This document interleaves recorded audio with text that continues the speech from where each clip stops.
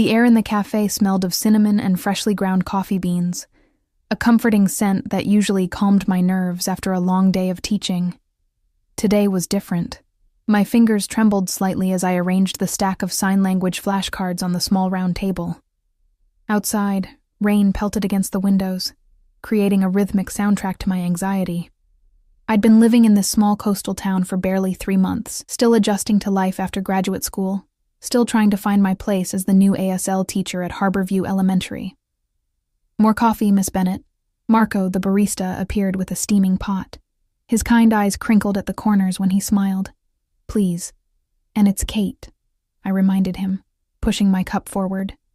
"Just Kate." "Of course, Miss Kate," he replied with a wink, filling my cup before shuffling away. I sighed and returned to my flashcards. The last bell of my Friday afternoon had rung 3 hours ago, but I still had weekend lesson plans to create. The coffee shop had become my sanctuary, a place where I could work undisturbed, away from my tiny apartment with its temperamental heating and paper-thin walls. Here, nestled in the back corner booth, I was invisible, just how I liked it.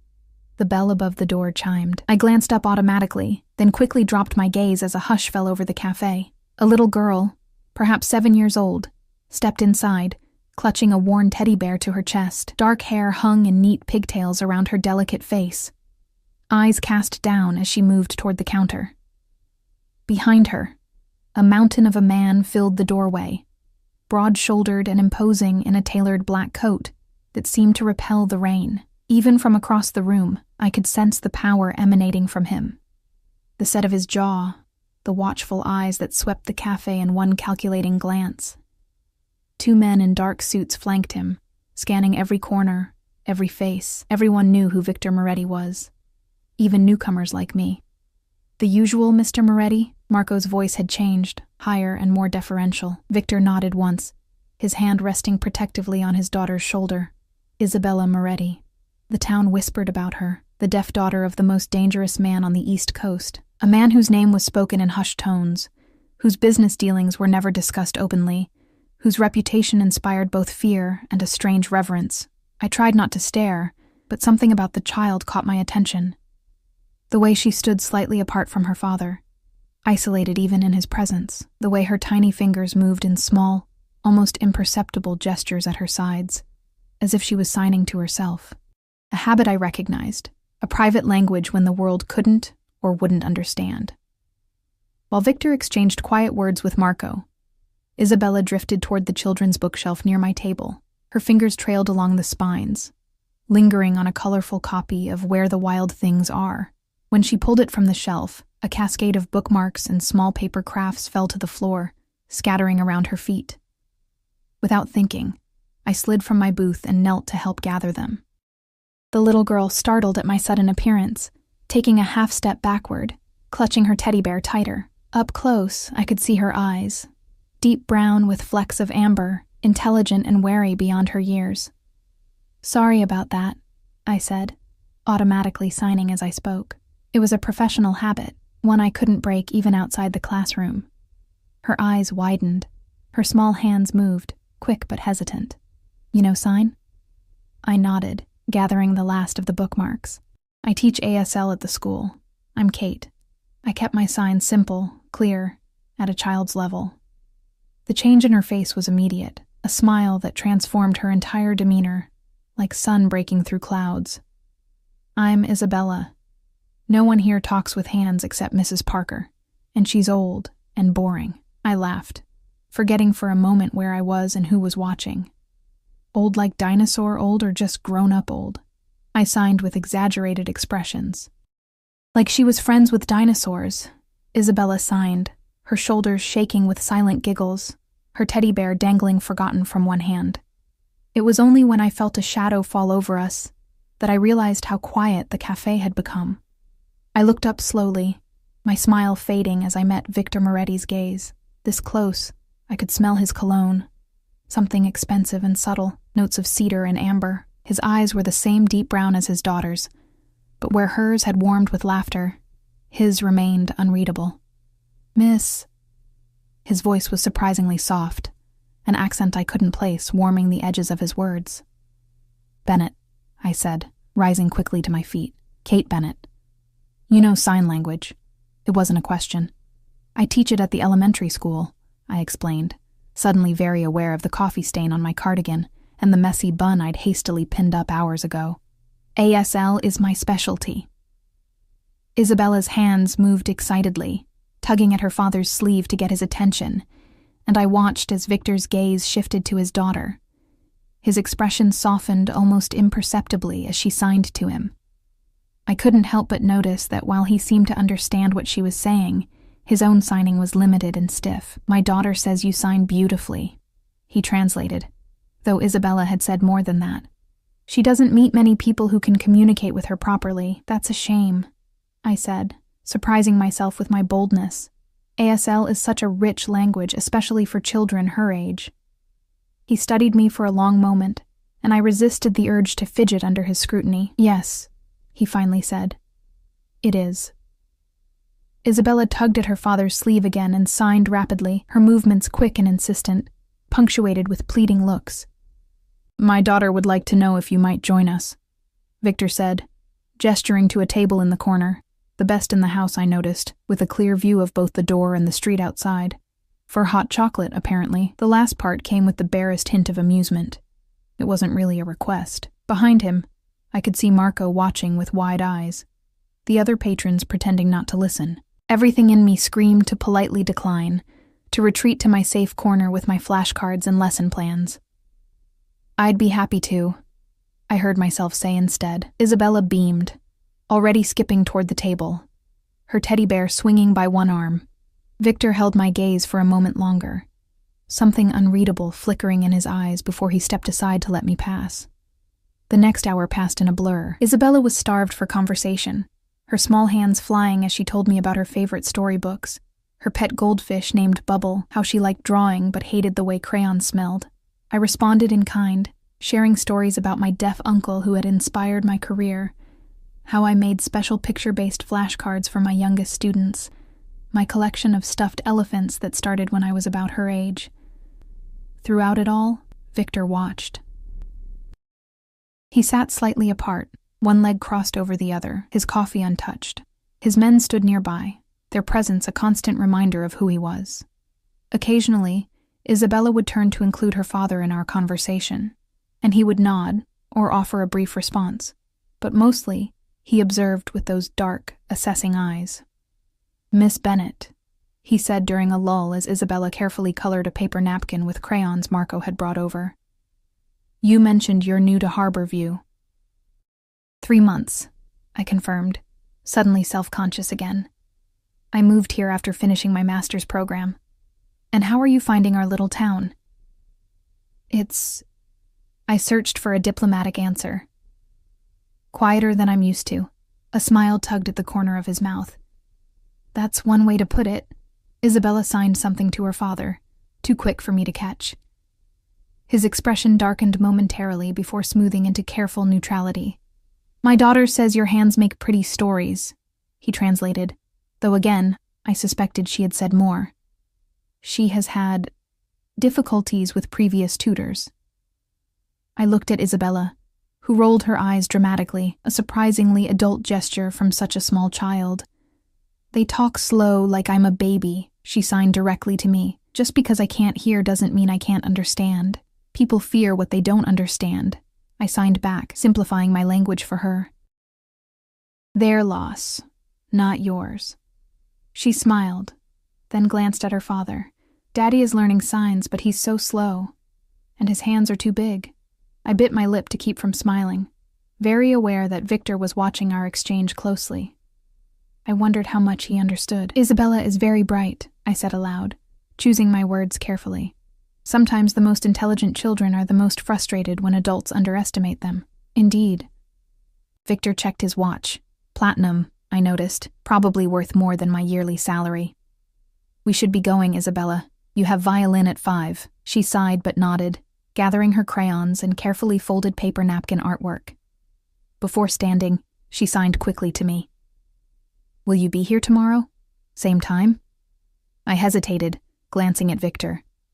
His face revealed nothing, but there was something in the intensity of his gaze that made my heart beat faster. "If your father doesn't object," I said cautiously. Victor considered me for a long moment. "My daughter has few friends," he said finally. "She seems to have taken a liking to you, Miss Bennet." "Kate," I corrected automatically, then wished I hadn't.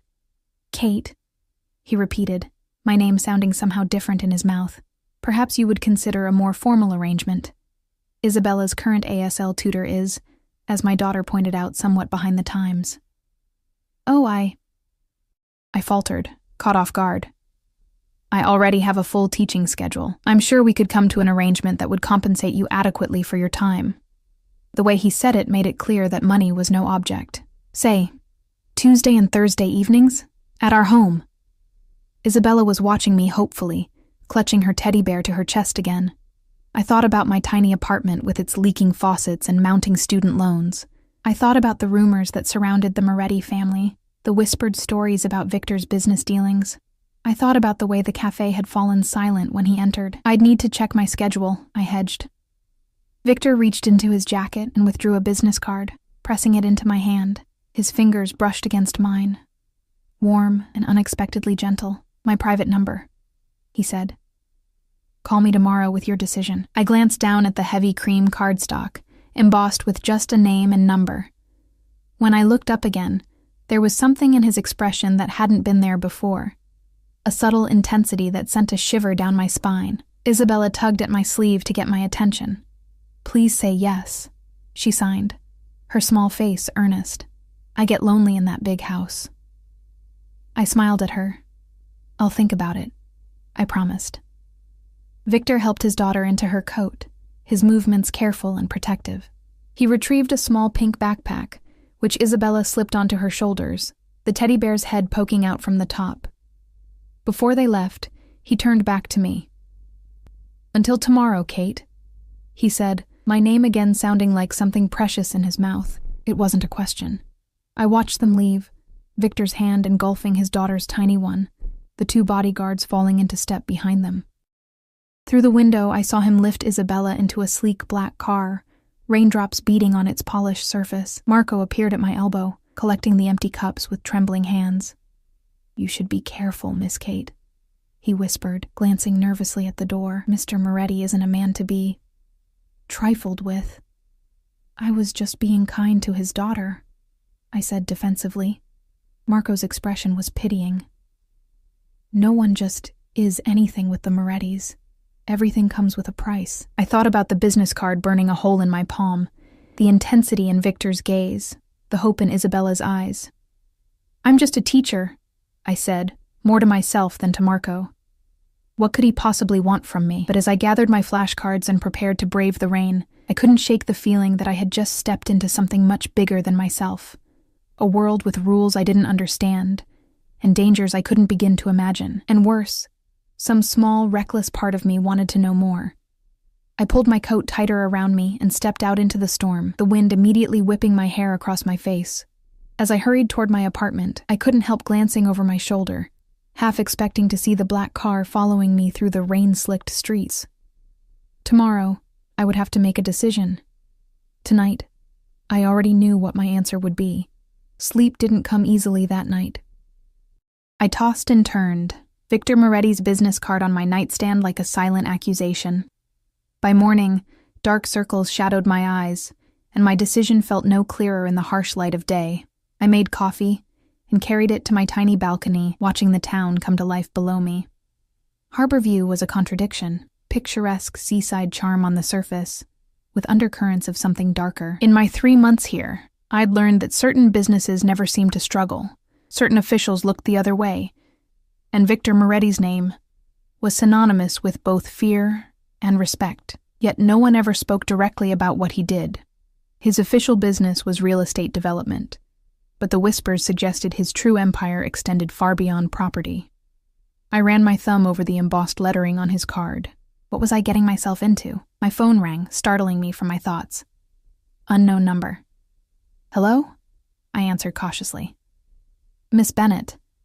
Victor's voice was unmistakable, even through the phone. "I hope I'm not disturbing your Saturday morning." I glanced at the clock. 9:07 a.m. No, I was just having coffee. Good. I realize I put you on the spot yesterday. Isabella hasn't stopped talking about you. Or signing, rather. There was a warmth in his tone when he mentioned his daughter. She's been up since dawn asking when she can see you again. I wondered if you might join us for lunch today. See the house, meet Isabella's current tutor, get a better sense of what the position would entail. My heart hammered against my ribs. I haven't decided yet. Of course. This is merely an opportunity for you to gather more information before making your decision. His tone was reasonable, but I sensed the steel beneath the velvet. My driver can collect you at noon. Not a request. I don't think... Kate. My name again, in that way that made it sound like something else entirely. Please. It would mean a great deal to Isabella. I closed my eyes, knowing I was making a choice that could change everything. Fine. Noon. Excellent. My driver will need your address. I gave it to him, then ended the call, my hands shaking slightly. What had I just agreed to? The next few hours passed in a blur of nervous energy. I changed outfits 3 times, settling on dark jeans and a soft blue sweater that my mother always said brought out my eyes. Professional, but not stuffy. At precisely noon, a text alerted me to a car waiting outside. I expected the black sedan from yesterday. Instead, a sleek, silver Bentley idled at the curb, drawing curious stares from my neighbors. The driver, a stern-faced man with military posture, opened the door for me. Miss Bennett, he nodded. I'm Ray. Mr. Moretti sent me. The interior smelled of leather and subtle cologne. As we pulled away from my apartment building, I noticed the partition between the front and back seats, the tinted windows that made me feel both protected and trapped. Is it far? I asked, trying to break the silence. About 20 minutes, Ray answered, eyes on the road. Mr. Moretti's estate is just outside town. Estate, of course. We drove along the coast before turning onto a private road that wound uphill through dense pines. The trees eventually gave way to manicured grounds, and my breath caught as the house came into view. House was an understatement.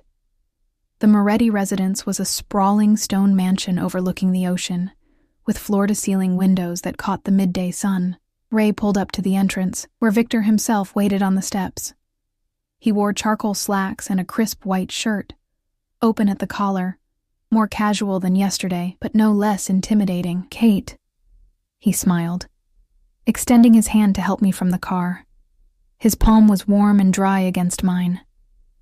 Thank you for coming. It's quite a place, I said, unable to keep the awe from my voice as I looked up at the mansion. It's home, he replied simply, guiding me inside with a light touch at the small of my back. The interior was just as impressive.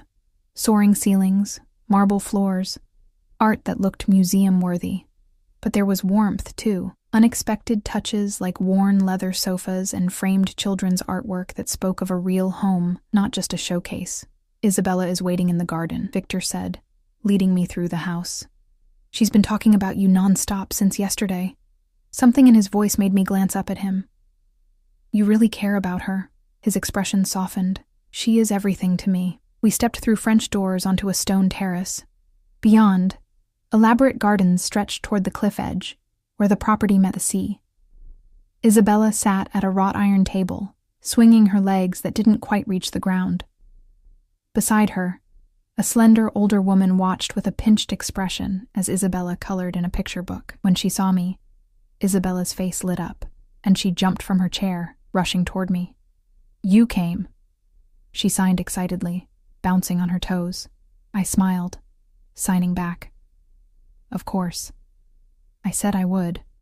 The older woman, who I assumed was Mrs. Parker, the current tutor, regarded me with a mixture of curiosity and suspicion. Victor made the introductions, and I shook her hand, noticing how her eyes darted between Victor and me, something calculating in her gaze. Lunch was served on the terrace, chicken nuggets shaped like dinosaurs for Isabella, a light seafood salad for the adults. The conversation flowed more easily than I expected, with Isabella eagerly acting as a bridge between Mrs. Parker and me, her signing simple but expressive. Miss Bennett, Mrs. Parker said during a lull, I understand you're quite new to Harborview. Just 3 months, I confirmed. And you've come alone? No family in the area? Her tone was conversational, but her eyes were sharp. No, it's just me. My parents are in Ohio, and my brother's in Seattle. Brave girl, she murmured. Moving to a new place where you know no one. Victor, who had been relatively quiet, watching our exchange, finally spoke. Mrs. Parker, perhaps you could show Isabella the new picture books you mentioned earlier. I'd like to speak with Miss Bennett about the potential tutoring arrangement. The older woman's lips thinned, but she nodded, gesturing for Isabella to follow her. Isabella looked disappointed but obeyed, throwing me a quick sign before leaving. Don't let him scare you. He looks mean, but he's not. Once we were alone, Victor refilled my water glass. What do you think of my daughter, Kate? She's remarkable, I answered honestly. Intelligent, curious, frustrated by her limitations, or rather, the limitations others place on her. She's clearly starved for proper communication. He nodded slowly. And what do you think of me? The question caught me off guard. I don't know you, I hedged. But you've heard things, I'm sure. His eyes held mine, unflinching. Everyone in Harborview has. I swallowed hard. I try not to listen to gossip. Wise, he said, a hint of a smile playing at his lips. But in this case, some of it might be true. He leaned forward slightly. I am a businessman, Kate. Sometimes my business requires firm decisions. I have enemies. That's why Isabella lives such a sheltered life. She seems lonely, I ventured. She is. The admission seemed to cost him something. After her mother died, I became, perhaps, overly protective. How did her mother die? I asked before I could stop myself. His expression darkened. A car accident. When Isabella was 3, the same accident that took her hearing. I'm sorry, I said, meaning it. That must have been devastating for both of you. It was. He was silent for a moment, then continued. Isabella has had a series of tutors, companions, security personnel, but no one who truly connects with her. Until yesterday, when she met you. And I shifted uncomfortably under his intense gaze. Mr. Moretti. Victor, please. Victor, I amended, the name feeling strange on my tongue. I'm just an elementary school teacher. I'm not sure I'm qualified to... You're exactly what she needs, he interrupted. Someone who sees her, not her disability, not her last name, just her. The conviction in his voice was startling. And what about you? What do you need? The question hung between us, loaded with implications I hadn't intended. Victor's eyes darkened, and for a moment, the controlled businessman facade slipped, revealing something raw underneath. Peace of mind, he finally said. Knowing my daughter is happy, that she can communicate with someone who understands her world. I didn't entirely believe him, but I nodded. If I were to agree, we'd need clear boundaries, professional boundaries. Of course. His tone was smooth again, unreadable. I would come twice a week, as you suggested. Tuesdays and Thursdays. 2 hours each session. We would focus on age-appropriate ASL, reading skills, and building her confidence in communication. And your compensation? I named a figure slightly higher than my usual tutoring rate. Victor's eyebrow rose. Double it, he said dismissively. And I'll provide transportation to and from your apartment. I blinked, thrown by his generosity and the casual display of wealth. That's not necessary. It is to me. His tone brooked no argument. Isabella's safety is paramount, and by extension, now yours is too. A chill ran down my spine. What does that mean? Victor's expression was grave. It means that once you enter our lives, Kate Bennett, certain precautions become necessary. There are people who would use any connection to me or my family as leverage. You're scaring me, I admitted. Good, he said simply. Fear keeps people alert, but don't worry. No harm will come to you under my protection. Under his protection. The phrase echoed in my mind, both reassuring and alarming. I was about to respond when Isabella burst back onto the terrace, her face animated as she signed rapidly to her father. Can I show Kate my room, please? I want to show her my dollhouse. Victor's stern expression melted at his daughter's enthusiasm.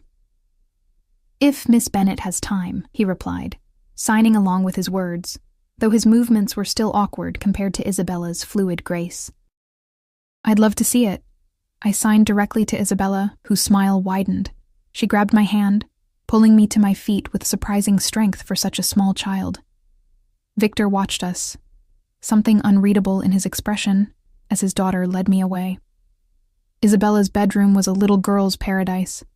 A canopy bed with twinkling fairy lights, bookshelves filled with colorfully illustrated stories, and a dollhouse that was an exact replica of the mansion itself. Stuffed animals occupied every available surface, and a violin case rested carefully on a special stand. "This is my favorite," she signed, showing me a worn teddy bear.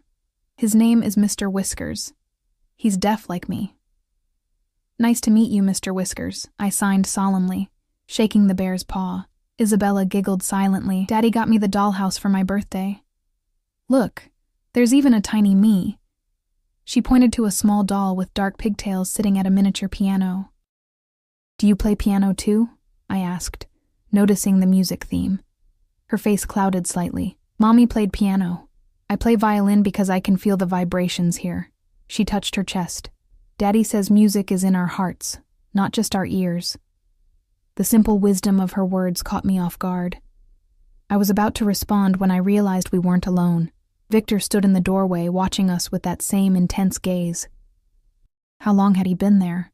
Isabella noticed him too and signed something that made him chuckle, a deep, warm sound that transformed his face. "What did she say?" I asked. "She said I'm hovering like a helicopter," he translated, moving into the room. "Perhaps I am." "Daddy's afraid you'll run away if he doesn't watch you every second," Isabella signed cheekily. I felt heat rise to my cheeks. "I'm not going anywhere," I said, signing simultaneously. "At least not until we finish exploring this amazing dollhouse." Victor's phone buzzed, and his expression darkened as he read the message. "I'm afraid I need to take care of something," he said, his tone shifting to something colder. "Isabella, show Kate around if she likes. I'll join you shortly." He left with purposeful strides, already dialing a number. Isabella rolled her eyes. "Daddy's phone is always ringing," she signed with the dramatic exasperation only a child could muster. "Always working, working, working. Important man?" I signed back, raising my eyebrows questioningly. She hesitated, then signed, "Scary man to bad people, but good daddy to me." I nodded, unsure how to respond to that honest assessment. Isabella's hands moved again. "So, will you be my teacher?" Looking into her hopeful eyes, I knew I couldn't refuse. Despite the warnings, despite the rumors about her father, despite my own better judgment, I nodded. "Yes," I signed. "I'll be your teacher." Her joy was radiant, and she threw her arms around me in an impulsive hug. Over her shoulder, I saw Victor had returned to the doorway. Our eyes met, and something passed between us, an understanding, an acknowledgement of the invisible thread that now connected us. I had just entered the Moretti world. I had no idea how deeply I would become entangled in it, or how impossible it would become to leave. That Tuesday, I arrived for my first official session with Isabella. Ray picked me up in the now familiar Bentley, and I noticed something different, a small but unmistakable bulge beneath his jacket, a gun. The realization sent ice through my veins, making the dangers Victor had hinted at suddenly very real. At the mansion, Isabella waited eagerly in a sunny room that had been set up as a child-friendly learning space, complete with a small table and chairs, colorful posters of the ASL alphabet, and shelves of picture books. For 2 hours, we worked on storytelling in ASL, acting out The Three Little Wolves and the Big Bad Pig, a twist on the classic that had Isabella dissolving into silent giggles. Victor appeared briefly, watching our interaction with evident satisfaction before excusing himself for business calls. As Ray drove me home afterward, I noticed him taking an unusual route, doubling back several times. When I questioned him, his answer was chilling. "Making sure we're not followed, Miss Bennett." Standard procedure. I sank back into the leather seat, reality crashing down around me. What had I gotten myself into, and why, despite everything, was I so eager to return on Thursday to see those small hands fly in conversation and that innocent face light up with understanding? The weeks fell into a rhythm. Twice a week, Ray would collect me in the Bentley, and for 2 precious hours, Isabella and I would dive into a world of language and imagination. She was a brilliant child, eager to learn, quick to grasp new concepts, endlessly curious. We moved beyond formal lessons into genuine friendship, our hands flying in conversations that ranged from fairy tales to the names she'd given all 27 of her stuffed animals. Victor remained an enigmatic presence on the periphery of these sessions. Sometimes he would observe silently from the doorway. Other times he would join us briefly, his signing improving steadily under his daughter's patient coaching. "No, Daddy, your fingers go like this," she would correct him, manipulating his much larger hands with her tiny ones. Occasionally, he would be absent entirely, away on business trips that Isabella referred to cryptically as grown-up stuff. After each lesson, there would be dinner. Chicken fingers and carrot sticks cut into stars for Isabella, elaborate meals for the adults served in the formal dining room where I felt perpetually underdressed, despite upgrading my wardrobe with my generous tutoring fees. Victor always insisted I stay, and I found it increasingly difficult to refuse, not because I feared his reaction, but because I craved these glimpses into their world. Isabella's animated stories, the rare moments when Victor's guard lowered, and I caught glimpses of the man beneath the fearsome reputation. It was during the 3rd week that things began to shift. I was teaching Isabella about poetry in ASL, how rhythm and movement could make a simple nursery rhyme come alive. When I felt Victor's presence, I glanced up to find him watching us from the doorway, his expression unusually soft. "Don't stop on my account," he said, entering the room. "It's beautiful to watch." Isabella beamed at her father's praise. "Kate is teaching me to sign Twinkle, Twinkle, Little Star," she explained, her fingers dancing through the air. Victor took a seat across from us. "Show me," he requested. I hesitated, suddenly self-conscious. "It's meant for children. Please," he insisted gently. Taking a deep breath, I began to sign the simple rhyme, my movements flowing from one phrase to the next, fingers twinkling like stars, hands rising and falling with the melody that Isabella could not hear but could feel, through the rhythm of the signs. When I finished, Isabella clapped her hands excitedly. Victor's eyes hadn't left my face. "Remarkable," he murmured. "I've never seen signing as art before." Something warm unfurled in my chest at his words.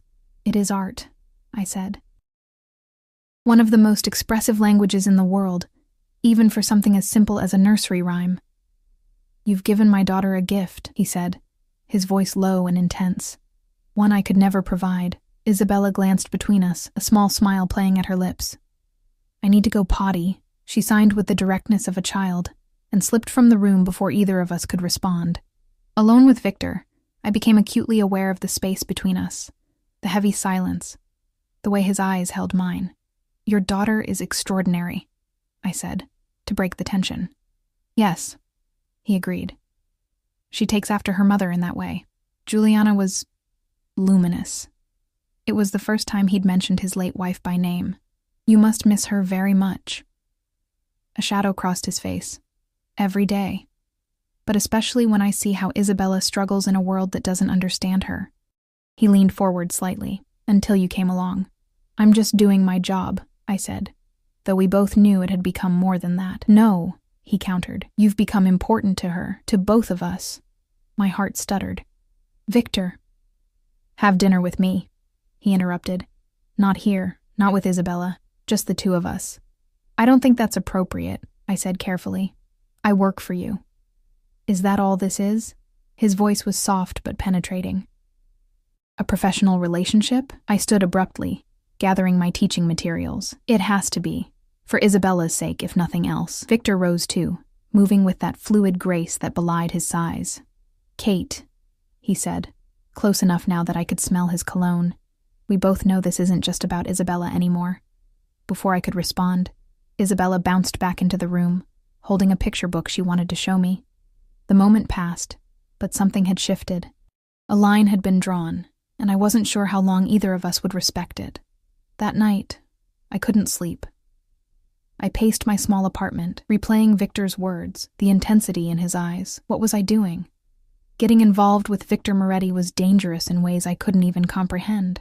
I was just a teacher from Ohio, out of my depth in a world of power and secrets. My phone buzzed with a text, unknown number. Think about what I said. V. I stared at the screen, my thumb hovering over the delete button. Instead, I saved the number to my contacts. The next morning at school, I was distracted, earning curious looks from my young students as I fumbled through lessons I usually taught with confidence. During my lunch break, I retreated to the faculty lounge, hoping a cup of terrible coffee would clear my head. "Miss Bennett?" I looked up to find Principal Harris in the doorway, his expression uncomfortable. "Could I see you in my office?" My stomach dropped. Had someone seen me getting into Victor's car? Was my tutoring job somehow against school policy? In his office, Principal Harris closed the door carefully before speaking. "I received a call this morning, from Victor Moretti." I froze. "What?" "He's made a substantial donation to our special education department, specifically for ASL resources." Harris adjusted his glasses nervously. "He mentioned your name, said you'd inspired him to support deaf education." Relief washed over me, followed by confusion. "I didn't know anything about this. $100,000, Miss Bennett." Harris looked both impressed and terrified. "With the stipulation that you oversee how it's spent." I sat back, stunned. "I don't understand." "Mr. Moretti is an influential man in this community," Harris said carefully.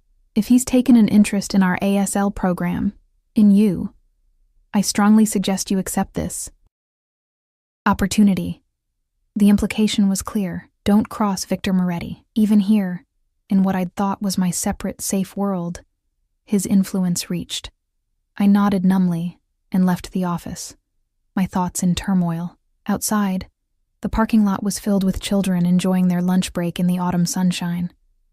Among the minivans and sensible SUVs, a sleek black Maserati stood out like a panther among house cats. Leaning against it, arms crossed, was Victor. My heart jumped to my throat as I approached him. "What are you doing here?" "I wanted to see where you work," he said simply, his eyes taking in the modest brick building behind me. "I hope you don't mind about the donation. Isabella mentioned your classroom needed better resources." $100,000, Victor. I kept my voice low, aware of the curious stares from passing students. "That's not a donation. It's a what, Kate?" His voice held a dangerous edge. I swallowed hard. "A gesture I don't know how to interpret." His expression softened marginally. "Then let me be clear. I want to support your work here because it matters to Isabella, and because it matters to you." "And last night?" I challenged. "What was that about?" Victor glanced around, then opened the passenger door of his car. "Get in. Please. Just for a moment." Against my better judgment, I slid into the butter-soft leather seat. Victor joined me, closing the door to seal us in a bubble of privacy, the tinted windows shielding us from prying eyes.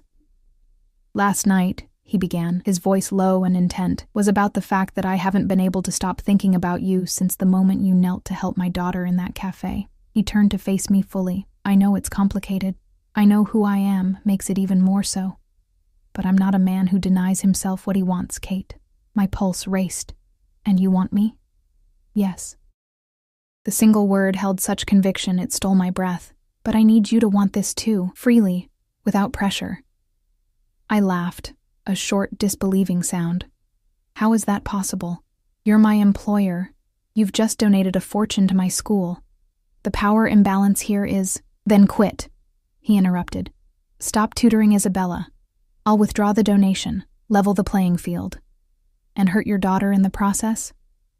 I shook my head. "I won't do that." Victor studied me, something like admiration in his gaze. "That's why I—" He stopped himself. "That's why you're different. You put her first." The air between us felt charged, heavy with unspoken words. Victor reached out, his fingers brushing a strand of hair from my face with surprising gentleness. "One dinner," he said softly, "away from Harborview, where no one knows us. No expectations, no pressure. Just dinner." I should have said no. Everything in me knew that crossing this line would change my life irrevocably. But the truth was, It had already changed the moment I'd knelt to help Isabella with those fallen bookmarks. One dinner, I agreed. But I drive myself, and Isabella can never know. A slow smile spread across his face, transforming his features. Friday. I'll text you the details. I nodded and reached for the door handle. Before I could exit, Victor's hand covered mine. Kate, he said, his voice a low rumble. Thank you. For what? I wasn't sure. For agreeing to dinner? For tutoring his daughter? For seeing him as more than the dangerous man everyone whispered about? Perhaps all of those things. I slipped out of the car and hurried back toward the school building, feeling his eyes on me until I disappeared inside. Friday arrived with a mixture of anticipation and dread churning in my stomach. Victor's text had been cryptic. An address in Portland, an hour away, and a time. 8 p.m. I'd agonized over what to wear before settling on a simple black dress that had hung unworn in my closet since graduate school. The drive to Portland gave me time to reconsider, to turn around, to make the sensible choice. I didn't. The address led me to a discreet restaurant tucked away on a side street, the kind of place with no sign, just a numbered door and a well-dressed doorman who asked for my name. Catherine Bennett, I said, using my full name, wondering if I'd be on the list. The doorman nodded immediately. Mr. Moretti is waiting for you. The interior was intimate. Dark wood, soft lighting, well-spaced tables ensuring privacy. Victor rose as I approached, and for a moment I saw him through fresh eyes. Away from his mansion, away from his security detail, dressed in a perfectly tailored charcoal suit, he looked less like a Mafia boss and more like what he pretended to be. A successful businessman with old-world charm. You came, he said, taking my hand and pressing a kiss to my knuckles in a gesture that would have seemed affected from anyone else. I said I would. I slid into the seat he held for me. Though I'm still not sure this is a good idea. The best ideas rarely are. Victor signaled for wine. You look beautiful, Kate. The evening unfolded with surprising ease. Victor was an attentive listener, drawing out stories of my childhood in Ohio, my deaf uncle who'd inspired my career, my dreams for the future. In turn, he shared carefully edited tales of growing up in a traditional Italian family in Boston, his early business ventures, the whirlwind romance with Juliana. She was a concert pianist, he told me, swirling the ruby liquid in his glass. The first time I saw her, she was playing Chopin at a charity event I had no interest in attending. I stayed until the very end, just to meet her. How romantic, I said, meaning it. I was a different man then, Victor admitted. Younger, more impetuous. And now? His eyes met mine over the rim of his glass. Now I know exactly what I want, and I'm willing to wait for it. The implications of his words hung between us, charged with possibility. Our conversation drifted to safer topics. Isabella's progress, her upcoming 7th birthday, her dream of getting a puppy that Victor was reluctant to fulfill. I told her maybe when she's older, he sighed. She signed back that I always say that about everything. I laughed. She has your stubbornness, that's for sure. By the time dessert arrived, I had almost forgotten who he was, what he did, the warnings that followed his name like shadows. Almost. Until his phone buzzed, and the mask slipped. He glanced at the screen, and his expression hardened into something cold and dangerous. "Excuse me for a moment," he said, his voice tight as he rose from the table. I watched him step outside, his back rigid, gesturing sharply as he spoke to someone on the phone. Through the window, I could see the transformation, from the charming dinner companion to the man whose name made people lower their voices in fear. When he returned, the chill hadn't entirely left his eyes. "I apologize for the interruption," he said, his accent thicker than before. "Business that couldn't wait." "Is everything all right?" I asked cautiously. "It will be." The certainty in his tone sent a shiver down my spine. "Don't worry." But I did worry. In that moment, reality crashed back. Who he was, who I was, the gulf between our worlds. "I should go," I said, placing my napkin beside my half-eaten dessert. Victor studied me. "It's getting late," understanding dawning in his eyes. "You saw it, didn't you? The other side of me." I didn't deny it. "I'm not naive, Victor. I know your business isn't just real estate. And does that frighten you? He asked, his voice soft but intense. Yes, I admitted. It should frighten anyone with sense. He reached across the table, taking my hand in his. His palm was warm, strong, the fingers that traced circles on my wrist both gentle and possessive. I would never let that part of my life touch you, Kate. Or Isabella. Everything I do to keep us safe. Us. As if I was already part of his carefully guarded inner circle. I need to think, I said, pulling my hand away. This is complicated. Victor nodded, accepting my retreat with surprising grace. I understand. Take all the time you need. He signaled for the check. May I at least walk you to your car? Outside, the night air was crisp with approaching winter. Victor placed his jacket around my shoulders, the fabric still warm from his body, his scent enveloping me. We walked in silence to my car, parked a block away. Thank you for dinner, I said, fumbling with my keys, suddenly nervous. Kate. Victor's voice stopped me. He stepped closer, one hand coming up to cup my cheek, his touch feather-light. I meant what I said. Take all the time you need, but know this. I am not a patient man by nature. For you, I'm trying to be. Before I could respond, he leaned down and brushed his lips against mine. A kiss so gentle it was barely there. Yet it burned through me like fire. Then he stepped back, his expression unreadable in the dim street lighting. Drive safely, he murmured, and turned to walk away.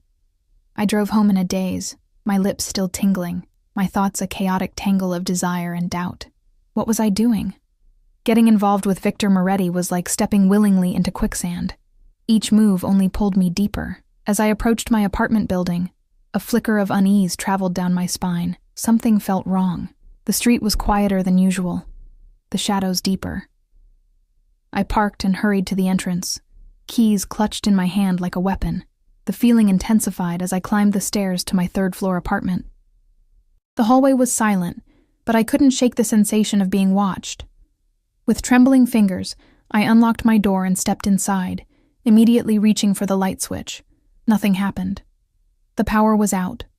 Heart pounding, I fumbled for my phone, activating the flashlight. The beam cut through the darkness, illuminating my living room, and the man sitting calmly in my reading chair.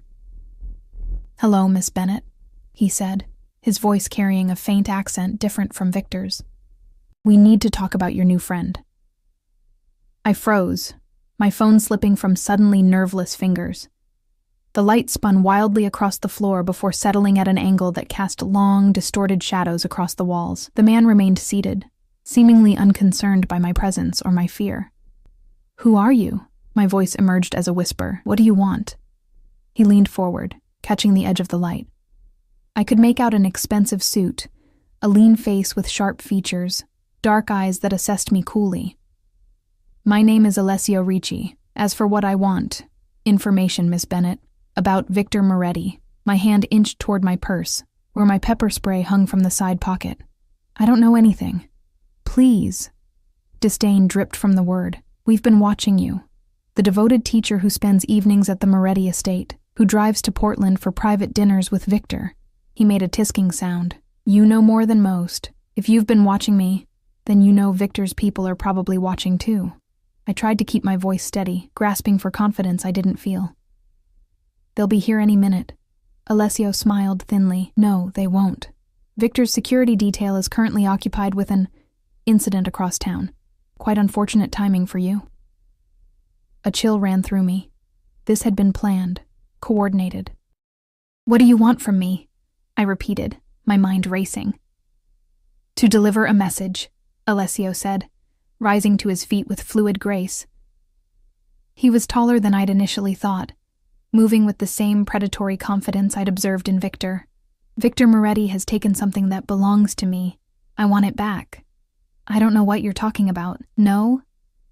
He moved closer, and I stumbled back against the door. "The shipping containers from the port of Newark.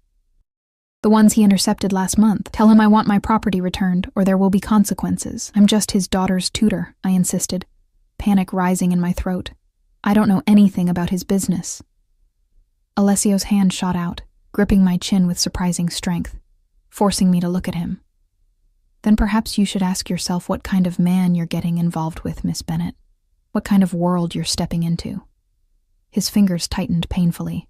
Victor Moretti is not what he seems. Neither are you, I managed, jerking my face away from his grasp. Breaking into a woman's apartment, threatening her.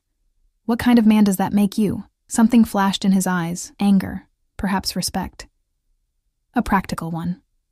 He stepped back, straightening his already immaculate suit. You have 48 hours to deliver my message. After that, our next conversation won't be nearly so pleasant. And if I go to the police? He laughed, the sound devoid of humor. By all means, I'm sure they'd be very interested in learning about Victor's businesses, and yours. I don't have a business, I protested. No? Taking money from known criminals doesn't count? Alessio raised an eyebrow. The hefty deposit in your bank account might suggest otherwise to the authorities. My mouth went dry. The tutoring money. 48 hours, he repeated, moving toward the balcony door I hadn't even realized was open. Oh, and Miss Bennet? I wouldn't mention this conversation to Victor just yet. Men like us tend to overreact when our possessions are threatened. With that, he slipped out into the night, leaving me trembling in my darkened apartment. I spent the next hour checking locks, peering out windows, jumping at every sound. Eventually, the power flickered back on, cut deliberately, I now realized, to facilitate Alessio's entrance. I considered calling the police, but what would I say? That a man had threatened me on behalf of a rival criminal organization? That I was somehow caught between warring factions I knew nothing about? Instead, I called the one person I could think of. Ray, I said when he answered. It's Kate Bennet. I need to talk to Victor. There was a pause.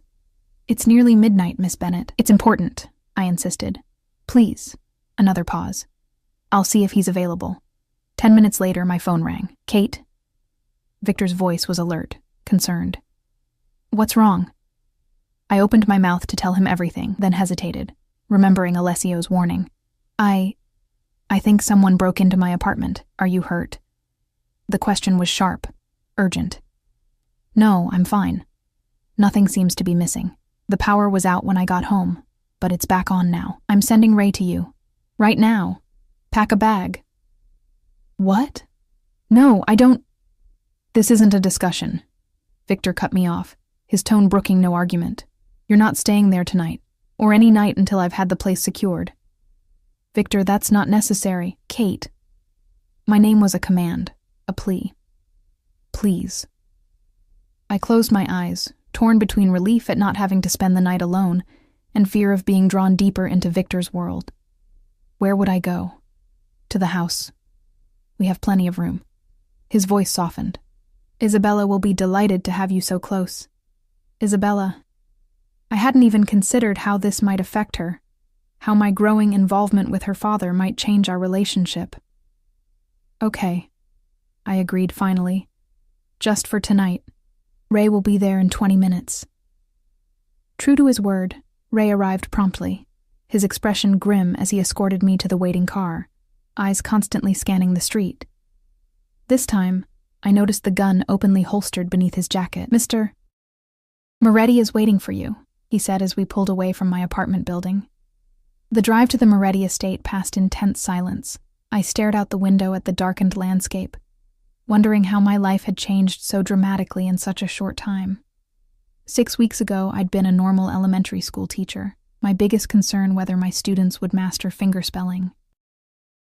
Now, I was being whisked away in the middle of the night by a Mafia boss's security detail after being threatened by his rival. Victor met us at the door, his face tight with controlled anger. Are you all right? He asked, taking my overnight bag from Ray and dismissing him with a nod. I'm fine, I insisted, just rattled. He guided me inside with a gentle hand at the small of my back. The house was quiet, most of the lights dimmed for the night. Everyone's asleep, he explained, leading me upstairs, including Isabella. We can talk in my study. Victor's private study was exactly as I'd imagined it, leather-bound books, a massive desk of polished mahogany, the faint scent of cigars and whiskey hanging in the air. He poured 2 drinks from a crystal decanter, pressing one into my hand. "Tell me exactly what happened," he said, his voice controlled, but with an undercurrent of danger. I took a sip of the amber liquid, welcoming the burn. "Not much to tell. I came home, the power was out, and I felt like something was wrong." I hesitated, then opted for a half-truth. "I think someone had been in my apartment, but they were gone by the time I arrived." Victor studied me, his eyes dark and penetrating.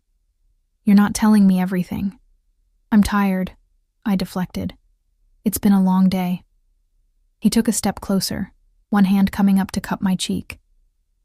"Kate," he said softly, "if someone threatened you because of your connection to me, I need to know."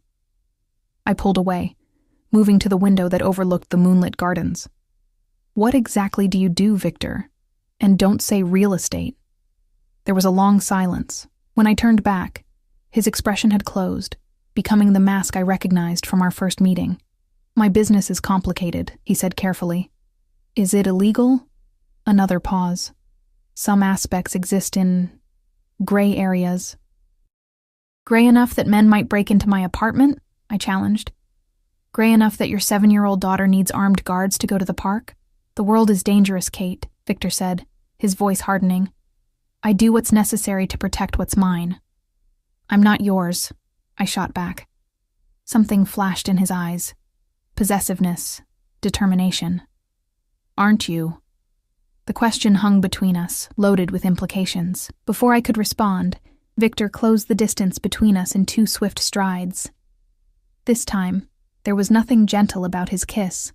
It was demanding, consuming, his hands tangling in my hair, his body pressing mine against the window. And God help me, I kissed him back with equal fervor. Weeks of tension and attraction exploding between us. When we finally broke apart, both breathing hard, Victor rested his forehead against mine. "I want you to stay," he murmured. "Not just tonight. Here, with us, where I can keep you safe." "I can't just abandon my life," I protested, though the words lacked conviction. "My job, my apartment. Why not?" His hands framed my face, his gaze intense. "What's keeping you there, Kate? A rented apartment? A job where you're underpaid and underappreciated?" "It's my life," I insisted. "I built it myself." "Build a new one," Victor urged. "Here, with Isabella." A pause. "With me." The offer was tempting, more than tempting, but something held me back. "I need to know the truth first, about what you do, about who you are." Victor stepped away, running a hand through his hair in a rare gesture of frustration. "Some truths are dangerous, Kate." "So is ignorance," I countered. "I'm already involved, whether you tell me or not. I deserve to know what I'm walking into." He studied me for a long moment, then nodded once. "Very well. But not tonight. Tomorrow, after you've rested. I'll show you what you want to know." It was more than I'd expected. "Thank you." Victor led me to a guest suite down the hall from Isabella's room, a luxurious space with a 4-poster bed and an adjoining bathroom bigger than my entire apartment. "Try to sleep," he said, lingering in the doorway. "We'll talk in the morning." After he left, I sat on the edge of the bed, my head spinning. 48 hours, Alessio had said. I had until tomorrow night to deliver his message. And tomorrow, Victor would show me the truth about his business. A truth I both craved and dreaded. Sleep came fitfully, haunted by dreams of shadowed men and veiled threats. I woke to sunlight streaming through unfamiliar windows and the sound of eager knocking at my door. "Come in," I called, sitting up and pushing tangled hair from my face. Isabella burst in, still in her pajamas, pink with unicorns, clutching Mr. Whiskers. Her face was alight with surprise and joy. "You're here," she signed rapidly. "Did you come for a sleepover?" "Sort of," I signed back, smiling despite my exhaustion. "For a little while." Her small face grew serious. "Daddy said there was a problem at your house." "Nothing serious," I assured her, not wanting to worry her. "Just some grown-up stuff." Isabella didn't look entirely convinced, but her natural enthusiasm quickly reasserted itself. "We can have pancakes. Domingo makes the best pancakes. He puts chocolate chips in them shaped like Mickey Mouse." I laughed. her excitement infectious. Sounds delicious. Let me shower first, okay? After she left, bouncing out as energetically as she'd arrived, I took advantage of the luxurious bathroom, letting hot water wash away the tension of the previous night. By the time I dressed and made my way downstairs, I felt almost normal again, until I entered the dining room and found Victor waiting with Isabella, his expression grave despite his casual attire. "Good morning," he said, rising as I entered. "I hope you slept well." "As well as could be expected," I replied, taking the seat Isabella eagerly patted beside her. Breakfast was a strangely domestic affair: Mickey Mouse pancakes for Isabella, coffee and pastries for the adults. Isabella dominated the conversation, her hands flying as she told me about her plans for the day, her upcoming ballet recital, her dream of having a puppy, bigger than Mr. Whiskers but smaller than a horse. Victor watched us with an expression I couldn't quite read, pride mingled with something more complex. After we finished eating, he touched Isabella's shoulder gently. "Princess, I need to borrow Kate for a while," he signed. "Grown-up business." Isabella pouted but nodded. "Promise you'll play dollhouse with me later?" She signed to me. "Promise." I signed back, touched by how quickly she'd accepted my presence in her home. Once she had left, skipping away to find her nanny, Victor turned to me. "Are you ready?" I took a deep breath. "As I'll ever be." He led me to the garage, a cavernous space housing a collection of luxury vehicles. We took an understated black SUV, with Ray driving and another security man in the passenger seat. No one spoke as we wound through the wooded estate grounds and onto the main road. "Where are we going?" I finally asked. "The harbor," Victor replied. "I want you to see what I really do." We drove to a section of the waterfront I'd never visited, a commercial area with warehouses and shipping containers. Ray pulled up to a nondescript building with a small sign, Moretti Imports. Inside, it looked like any business office: reception desk, conference room, employees at computers. Victor greeted several by name as he led me through to a secure door that required both a keycard and fingerprint scan. "This is the heart of my operation," he said, as the door swung open, revealing a large open space filled with crates and workers in white lab coats. "Pharmaceuticals? Drugs?" I asked, alarmed. "Medicine," Victor corrected. "Life-saving drugs that American pharmaceutical companies price beyond the reach of ordinary people. We import them from countries where they're manufactured at a fraction of the cost." He led me through the facility, explaining the operation: generic cancer drugs from India, insulin from Canada, medications for rare diseases sourced from Europe, all distributed through a network of independent pharmacies at prices far below market rate. "It's not exactly legal," he admitted. "But it's not what you're thinking either. We don't deal in narcotics or addictive substances, just medications people need to survive but can't afford." "Then why all the security? The guns? The rival threatening me in my apartment?" I blurted out, then immediately regretted it. Victor stopped short. "What rival?" His voice had gone dangerously soft. I closed my eyes briefly, realizing my mistake. "Last night," I admitted, "there was someone in my apartment when I got home." "Alessio Ricci." Victor's expression transformed, rage flashing across his features before he controlled it with visible effort. "What did he say to you?" There was no point hiding it now. "He mentioned shipping containers from Newark. Said you took something that belongs to him and he wants it back." I swallowed hard. "He gave me 48 hours to deliver the message. And you didn't tell me this last night because?" "He threatened me," I admitted. "Said not to tell you right away because men like you overreact when your possessions are threatened." Victor's jaw tightened. "You are not my possession," he said fiercely. "But you are under my protection, which means Ricci has made a grave mistake." He turned to Ray, who had been following at a discreet distance. "Get the car and call Dominic. Tell him to secure the house and double the guard on Isabella." My heart raced. "Victor, what's happening? Who is this man?" His eyes met mine, and for the first time I saw real fear there. "Alessio Ricci is dangerous, Kate. More dangerous than you can imagine. And he's using you to get to me." "Why? What's in those containers?" Victor hesitated, then seemed to make a decision. "Counterfeit medications. Cheap, toxic imitations of life-saving drugs." Ricci has been flooding the market with them, and people have died.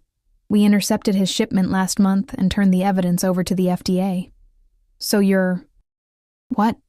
Some kind of pharmaceutical vigilante? A ghost of a smile touched his lips. Something like that. My father built this business 30 years ago when my mother couldn't afford her cancer medications. After she died, he expanded, helping others. When he passed, I inherited it all. The legitimate businesses, the import operation, and yes, the less savory methods sometimes needed to protect it. The Mafia connection, I said softly. An oversimplification, but essentially correct. Victor took my hands in his. Kate, I need you to understand something. I've done things I'm not proud of. I've hurt people who threaten my family, my business, my community. But everything I do for a reason. I searched his face, trying to reconcile the man before me with the ruthless criminal Alessio had described. Why are you telling me all this? Because I want you in my life, he said simply. In Isabella's life, and I can't ask that of you without honesty. Before I could respond, Ray appeared, his expression grim. Sir, we need to go, now. There's a situation at the house. Victor's face drained of color. Isabella? She's secure, Ray assured him. But Ricci's men have been spotted on the perimeter. Victor was already moving, pulling me along beside him. Change of plans, he told me grimly. We're not going back to the house, not yet. I'm taking you somewhere safe until this is resolved. What about Isabella? I asked, frightened by the urgency in his movements. Dominic will protect her with his life, Victor assured me. But right now you're the more vulnerable target. As we hurried toward the car, a terrible thought occurred to me. Victor, what if this isn't about the medications at all? What if Ricci is using me to draw you out, away from Isabella? Victor stopped short, his expression changing as he considered my words. He pulled out his phone, dialing rapidly. Dominic, status report on Isabella. A pause. Put her on. Another pause. No, I need to speak to her directly. His face went rigid. What do you mean she went to the music room? She's supposed to be with Mrs. Lawrence. The world seemed to slow as Victor lowered the phone, his eyes meeting mine with naked fear. She's gone. The next hour passed in a blur of controlled chaos. Victor transformed before my eyes, his movements precise and lethal as he issued rapid-fire commands into his phone. The security team converged on the SUV, a second vehicle appearing from nowhere, men with guns and earpieces establishing a protective perimeter around us. They've taken Isabella, Victor told me, his voice stripped to its mechanical core. Ricci's men. They breached the east fence line where it meets the cliff. They waited until she went to the music room for her violin practice. The implication hung heavy in the air. There was a traitor somewhere in Victor's organization who knew Isabella's schedule. What do they want? I asked, struggling to keep pace as he guided me through a side entrance of the warehouse to an armored vehicle waiting in a loading bay. Me? Victor answered grimly. Or rather, my territory. Ricci's been trying to expand his operation for years. Isabella is leverage. Oh God. My legs threatened to buckle beneath me. Sweet, innocent Isabella in the hands of men like Alessio Ricci. The image of that small child, unable to hear the danger around her, terrified and confused, was unbearable. Victor's hand gripped my elbow, steadying me. I'm going to get her back, he said with absolute conviction. But I need to know you're safe first. I'm coming with you, I insisted. Absolutely not. Victor. I grabbed his arm, forcing him to look at me. Isabella trusts me. She can't hear what's happening around her. She'll be terrified, disoriented. She needs a familiar face, someone who can communicate with her. His jaw worked as he considered my words. It's too dangerous. I'm already in danger, I countered. Let me help. She's just a little girl, Victor. She needs me. For a moment, I thought he would refuse. Then something shifted in his expression. Respect, resignation, determination. Stay close to me, he finally said. Do exactly as I tell you. If this goes wrong, it won't, I interrupted, with more confidence than I felt. Victor studied me for a long moment, then nodded once. Ray, change of plans. Miss Bennett is coming with us. Get her a vest. Minutes later, I found myself in a bulletproof vest that felt impossibly heavy, wedged between Victor and Ray in the backseat of the armored SUV. Victor's phone rang, and he answered immediately, putting it on speaker. "Moretti." Alessio's smooth voice filled the car. "I believe I have something precious of yours." Victor's knuckles whitened around the phone, but his voice remained controlled. "If you harm her, Ricci, I swear to God." "Your daughter is perfectly fine," Alessio cut him off. "For now. Frightened naturally, but unharmed. She's quite brave for such a little thing, hasn't cried once, though I doubt she understands what's happening." "What do you want?" Victor demanded. "A fair exchange. Your daughter for my shipment, plus a guarantee that you'll stay out of my territory, including the distribution networks you've been interfering with." "Where?" "The old cannery at the North Pier. 1 hour. Come alone." Victor laughed, a harsh sound devoid of humor. "You know that's not going to happen, Ricci." "Fine. Bring your usual security detail, but no police, no FBI contacts. I know you have them." A pause. "And bring the teacher. Your daughter keeps making these hand gestures we can't understand. Very frustrating for everyone involved." My blood ran cold. Victor's eyes met mine, his expression murderous. "If either of them is harmed," Victor said, his voice deadly quiet, "there won't be a place on this earth where you can hide from me." 1 hour, Alessio repeated and hung up. The car accelerated, merging onto the coastal highway. Victor turned to me, his expression grave. "This changes everything. He's using both of you now. At least we know Isabella is all right," I said, trying to sound braver than I felt. "For now." Victor's face was like granite. "Kate, I need to prepare you for what's about to happen. These men are dangerous. They won't hesitate to use you against me."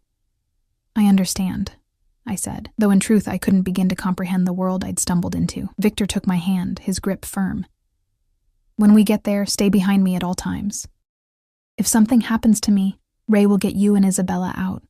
No matter what you see or hear, your only priority is getting my daughter to safety." "What about you?" His smile was grim. "I can take care of myself." For the next 30 minutes, Victor transformed the SUV into a mobile command center, conferring with his security team, reviewing blueprints of the abandoned cannery, checking weapons with practiced efficiency. I watched in stunned silence, seeing a side of him I'd only glimpsed before, the tactician, the leader, the man who commanded fear and respect in equal measure. 5 minutes out, Ray announced as we turned onto a deserted industrial road that wound along the coastline. Victor tucked a gun into his waistband, then turned to me. "Last chance to stay in the car," he offered. I shook my head. "Isabella needs me." Something softened in his eyes. He reached out, cupping my face in his hands. "When this is over," he said quietly, "we need to have a serious conversation about your safety and your future." "When this is over," I agreed. The cannery loomed ahead, a hulking silhouette against the darkening sky. 3 black SUVs were already parked outside, men in dark suits standing guard. Our vehicle stopped a careful distance away. "Remember," Victor said as we prepared to exit, "stay behind me. Keep your vest on. If I tell you to run, you run." I nodded, my heart pounding against my ribs. The interior of the cannery was cavernous and dimly lit, the air thick with the lingering smell of fish and sea salt. Our footsteps echoed on the concrete floor as Victor led me forward, his security team fanning out behind us. Ahead, a group of men stood waiting, Alessio Ricci at their center, and beside him, Isabella. She looked tiny and frightened, clutching Mr. Whiskers to her chest. Her dark hair had come loose from its pigtails, and tear tracks stained her cheeks, but she was standing straight, her chin raised in a gesture so like her father's that my heart clenched. When she saw me, her eyes widened, her free hand instinctively lifting to sign before one of Ricci's men gripped her arm, stopping her. "Welcome," Alessio called, his smile not reaching his eyes. "Right on time. As always, Victor. Let her go," Victor replied, his voice carrying in the empty space. "This is between us." "Indeed it is," Alessio agreed. "Business, as they say, nothing personal." His gaze shifted to me. "Miss Bennett, how nice to see you again under better circumstances." Victor's body tensed beside me. "You have my word," that you'll get your shipment back," he said, ignoring the pleasantries. "Now release my daughter, and Miss Bennet can take her to the car." Alessio pretended to consider this. "I don't think so. Not yet." He gestured, and one of his men stepped forward, dragging Isabella with him. "First, I need to ensure the shipment is intact, and that your promise to stay out of my territory is sincere." "You have my word," Victor said, his voice hard. "Forgive me if I require something more tangible." Alessio's smile was cold. "A demonstration of good faith, shall we say?" "What kind of demonstration?" Alessio nodded to the man holding Isabella. "Bring her forward." Isabella stumbled as the man pushed her toward the center of the room, her eyes locked with mine, terrified, but trusting. I took an instinctive step toward her, but Victor's arm shot out, blocking my path. "Not yet," he murmured. "A simple exchange," Alessio said pleasantly. "Your daughter for control of the harbor distribution network, everything from Portsmouth to Kennebunk." "That's half my territory," Victor objected. "Our agreement was for the return of your shipment, nothing more." "The agreement has changed," Alessio shrugged. "Consider it the cost of doing business carelessly." His eyes flicked to me, allowing outsiders into your operation, becoming emotionally entangled. Victor's jaw clenched. "The shipment, nothing more." Alessio sighed dramatically. "I was afraid you'd say that." He made a small gesture, and suddenly a gun was pressed to Isabella's head. She flinched, her eyes wide with terror, clutching her teddy bear so tightly that her knuckles went white. "No!" I cried out, lunging forward only to be restrained by Victor's iron grip. "Last chance, Moretti," Alessio called. "The territory or your daughter. Choose." Time seemed to slow. I watched Victor's face, saw calculation and fury warring in his eyes. Then, almost imperceptibly, he nodded, not to Alessio, but to someone behind him. "I choose both," he said calmly. And all hell broke loose. Gunfire erupted from the shadows at the back of the cannery. Alessio's men scattered, seeking cover. The man holding Isabella hesitated for a critical second, long enough for Victor to draw his weapon and fire a single, precise shot. The man crumpled, and Isabella stood frozen, her hands pressed over her ears despite her deafness, a reflexive gesture of fear. "Now!" Victor shouted, pushing me forward. "Get Isabella!" I ran, heart pounding, as bullets ricocheted off metal surfaces around me. Isabella saw me coming and reached out, her teddy bear falling forgotten to the floor as she stretched her small hands toward mine. I caught her, pulled her against me, and turned to retreat, only to find our path blocked by Alessio himself, gun drawn. "Not so fast," he snarled, all pretense of civility gone. "Let them go, Ricci." Victor's voice came from behind me, deadly calm. "It's over. Your men are surrounded." Alessio's eyes darted around, taking in the situation. His men were indeed outgunned, many already subdued by Victor's security team. But he still had his weapon trained on us. "It's never over," he spat. "Not while I'm still standing." What happened next seemed to unfold in slow motion. Alessio's finger tightened on the trigger. Victor shouted a warning. I turned, shielding Isabella with my body, bracing for the impact of a bullet that never came. Instead, there was a different sound, a sickening thud followed by a strangled gasp. I looked up to see Alessio staggering backward, blood blooming across his chest. Behind him stood Mrs. Parker, Isabella's elderly tutor, a smoking gun in her trembling hand. "No one threatens my student," she said with surprising steel in her voice. Victor was beside us in an instant, gathering Isabella into his arms while keeping me tucked against his side. "Are you hurt?" he demanded, eyes scanning both of us for injuries. Isabella shook her head, tears streaming silently down her face. Her small hands flew in frantic signing. "Daddy, Mrs. Parker has a gun." "I know, Princess," Victor replied, signing awkwardly with one hand still holding his own weapon. "She's one of us." I stared at the elderly woman in disbelief. "You work for Victor?" Mrs. Parker straightened her cardigan primly. 27 years, she confirmed. "Before I taught languages, I had a different career entirely." There was no time to process this revelation. Victor was already moving us toward the exit, his security team forming a protective circle around us. "We need to go," he insisted, carrying Isabella, who clung to him like a koala, her face buried against his neck. "The police will be here soon." Outside, the fading daylight seemed impossibly bright after the dim cannery. Victor helped Isabella into the waiting SUV, her small body trembling with delayed shock. As he settled her in the back seat, I retrieved Mr. Whiskers from where he'd fallen, brushing concrete dust from his fur before handing him to Isabella, who clutched him desperately. "Are you all right?" Victor asked me, his hands gentle as they checked me for injuries. "I think so," I managed, though my legs felt like water and my heart was still racing. "Is it over?" "Yes," he promised, pulling me close for a moment. "It's over." In the aftermath, everything moved with dizzying speed. Victor's contacts in law enforcement ensured that the official story painted Alessio Ricci as a pharmaceutical counterfeiter who had kidnapped Isabella in a desperate move after his operation was exposed. His surviving men were arrested, his distribution network dismantled.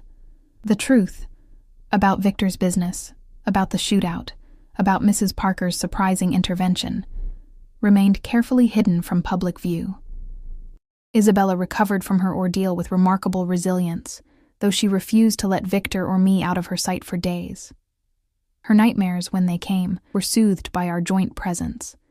Victor's strength and my signs communicating safety in the darkness. "The bad men can't get me," she would sign, her small fingers trembling in the moonlight filtering through her bedroom curtains. "Never," I would promise. "Your daddy and I won't let anyone hurt you." "You'll stay?" she would ask each night, her eyes wide and pleading. And each night, I would answer, "I'll stay." As for me, I took a leave of absence from Harborview Elementary, moving temporarily into the Moretti mansion for my protection, though we all knew it had become much more than that. My apartment was cleared out, my meager possessions finding new homes in a suite adjoining Isabella's room. 1 week after the cannery incident, Victor found me in the library, curled in a window seat overlooking the moonlit gardens. Isabella had finally fallen asleep after a particularly difficult night, and I had retreated here to think, to process, to decide. "Can't sleep?" Victor asked softly, joining me on the cushioned bench. I shook my head. "Too much on my mind." "Second thoughts?" His voice was carefully neutral, but I could hear the tension underneath. "Not exactly." I turned to face him fully. "Just trying to reconcile everything. Who you are, what you do, who I am, and what I've become a part of." Victor was silent for a long moment. "I told you once that my business exists in gray areas," he finally said. "That was partially true, but there are parts of it that are undeniably dark, Kate. I won't pretend otherwise. I know. And yet you're still here." "I am," I acknowledged, "for Isabella and for you." His hand found mine in the darkness, our fingers intertwining. "I can't change who I am," he said quietly. "What I've built, the responsibilities I carry, but I can promise you this. You and Isabella will always be protected. Always be my priority." "Is that enough?" I wondered aloud. Living in this world, always looking over our shoulders, always wondering when the next Alessio Ricci might appear? Victor's thumb traced circles on my palm. "I don't know," he admitted. "That's for you to decide." I thought about Isabella, her bravery, her intelligence, her need for someone who could truly understand her. I thought about Victor, the dangerous man with tender hands, the criminal with a moral code, the father who would burn the world to keep his daughter safe. And I thought about myself, the teacher who had walked unknowingly into a Mafia war and somehow found a family in the process. "I want to stay," I said finally, "but I have conditions." Victor's eyebrow rose. "I'm listening." "No more secrets. I want to know everything, about your business, your enemies, the risks we face." He nodded slowly. "All right. Isabella needs as normal a childhood as possible, real school eventually, not just tutors, friends her own age. With proper security," he qualified, though I could see it cost him. "And I go back to teaching," I continued. "Maybe not at Harborview, but somewhere. It's who I am, Victor. I can't lose that." He studied me in the moonlight. "Is that all?" I took a deep breath. "One more thing. If I'm going to be part of this family, really part of it, then I want it official. No more ambiguity. For the first time since I'd met him, Victor Moretti looked genuinely surprised. "Kate Bennett," he said slowly. "Are you proposing to me?" I laughed, the sound breaking the tension between us. "I'm saying that if you were planning to ask, I wouldn't say no." His smile was transformative, years falling away from his face as he pulled me into his arms. "I was planning to do this properly," he murmured against my hair. "With a ring, on one knee." "Since when have we done anything the conventional way?" I asked, tilting my face up to his. His kiss was gentle, a promise rather than a demand. When he pulled back, his eyes were serious again. "This life won't be easy, Kate. There will always be risks." "I know," I said simply. "But some things are worth the risk." 3 months later, Isabella stood beside me in the mansion's garden, her small hands moving gracefully as she signed her approval of the simple white dress I wore. "You look like a princess," she signed, her eyes bright with excitement. "Daddy's going to cry. I bet you $100. I'm not taking that bet." I signed back with a smile. "How do you feel about all this?" I asked, suddenly anxious. "Me joining your family officially." Her smile was radiant. "You've been my family since the day you talked to me with your hands when everyone else just stared." As Victor waited for me under an arch of white roses, his face solemn, but his eyes alight with a happiness I'd never seen before, I thought about the strange path that had led me here. From a chance encounter with a deaf child everyone avoided, to becoming the wife of the man everyone feared. Isabella stood between us during the ceremony, serving as both flower girl and ring bearer, her face serious with the responsibility. When it came time to exchange vows, Victor surprised me by signing his along with speaking them, his once awkward movements now fluid and confident after months of practice. Isabella beamed with pride at her father's progress, nodding encouragingly when he hesitated on the more complex signs. Life would never be simple. There would always be dangers lurking at the edges of our happiness, threats that would require Victor to step back into the darker aspects of his world. But there would also be this: Isabella flourishing in her new school where I'd helped establish a robust ASL program, her circle of friends growing as she gained confidence, the Children's Language Center I had founded with Victor's support, teaching infants and toddlers to sign before they could speak, and Victor himself, who continued to walk the line between legitimate businessman and something more complicated, but who now had a family that anchored him to his better nature. As he slipped the ring onto my finger and sealed our union with a kiss, I felt Isabella's small hand slip into mine, completing our circle. Victor lifted her into his arms, and she signed rapidly. "Now we're really a family, forever and ever and ever." Victor translated for the guests, his voice thick with emotion. But I didn't need the translation. I understood her perfectly, just as I had that first day in the cafe when a little girl dropped her bookmarks and I knelt to help her. Whatever came next, we would face it together. The teacher, the Mafia boss, and the deaf girl who had brought us both out of silence into a language all our own.